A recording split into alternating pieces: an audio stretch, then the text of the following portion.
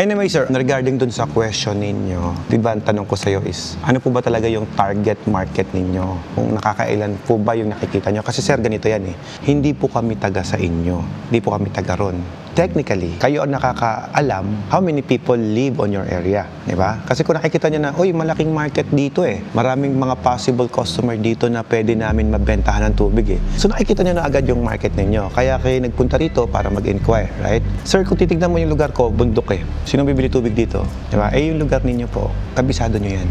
Alam nyo po kung ilan yung customer na posibleng makukuha nyo sa lugar ninyo. Roughly estimate, sir, how many people or families yung nandun sa lugar ninyo? Taga saan kayo ulit? Dinalupihan. I think Dinalupihan is a big area eh. Malaki ang population nyo dyan. That's why I'm asking you kanina, sir, ilan po ba ang target quota nyo rito? Sabi mo kanina, 200? 150? Since nagbigay ka na niyan, ang sabihin ko sa'yo, hindi ka tayo pwede tumaas doon. Kasi yung machine na binibili nyo, 4, 5, and 6, right? O ang kaya lang po niya kasing gawin, nakocompute na natin agad. Pakita ko sa inyo kung paano. I-compute natin, no? Meron kasi tayong tinatawag na osmotic pressure, depending sa water source na nakukuha natin. Kapag mas madumi yung tubig na nakukuha natin, konti yung product na lumalabas. Nakita nyo dyan, 6,000 gallons per day. Double membrane, right? Pero, because of the contamination po ng lugar ninyo, ng tubig ninyo, yung osmotic pressure, lilalakasan natin depending on the membrane na gagamitin natin.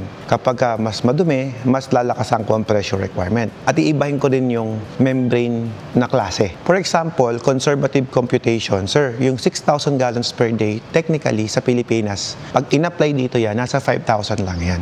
Baka magalit ka sa akin kapag hindi ko nakuha yung 6,000 gallons per day. Mabibigay ko sa'yo 5,000 lang. Pero kasi sa membrane, each membrane, tinatawag, reverse osmosis membrane, ang kaya po niyang gawin, maximum capacity is 3,000 gallons per day. Pero kung marumi ang tubig, hindi natin nakukuha yun. Nagiging 2,000, nagiging 2,500, nagiging 2,200, depending on water contamination. Now, roughly estimate, sabi mo ng 5,000 lang ang kaya ko ibigay sa'yo. 5,000. Baka sabihin mo kasi, sir, niloko mo ko Alfred eh. 6,000 yun nasa flyers ninyo eh. Pero bakit 5,000 lang yung binigay? At least in-explain ko na sa inyo. Ito, commonly, instead of 6,000, 5,000 lang makukuha natin, depending on the place. Kung maganda yung water source niyo like Maynila, then okay yun. Minsan nga nasa higitan pa natin yung 6,000 eh. 5,000 gallons per day, para ma-compute mo, sir, ilang galon po ba yung laman ng isang container? Diba, 5 gallons yun.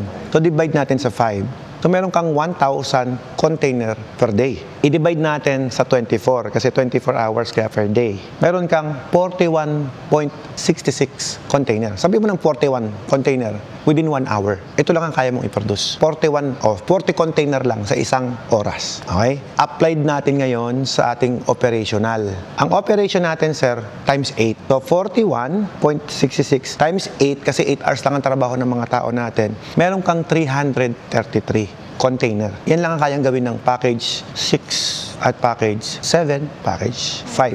333. Ngayon, sir, marami na yan. Mali pa rin. Bakit? 8 hours to eh.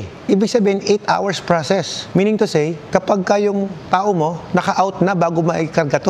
Eh, sabi mo kanina, 200. So, basically, sir, mayroon pa tong mga mawawala. Ano yung mawawala na yon? Nag-fluctuate yung kuryente, humina yung andar ng motor. Nawalan kayo ng deep well, namamatay yung machine, nag-automatic shutdown.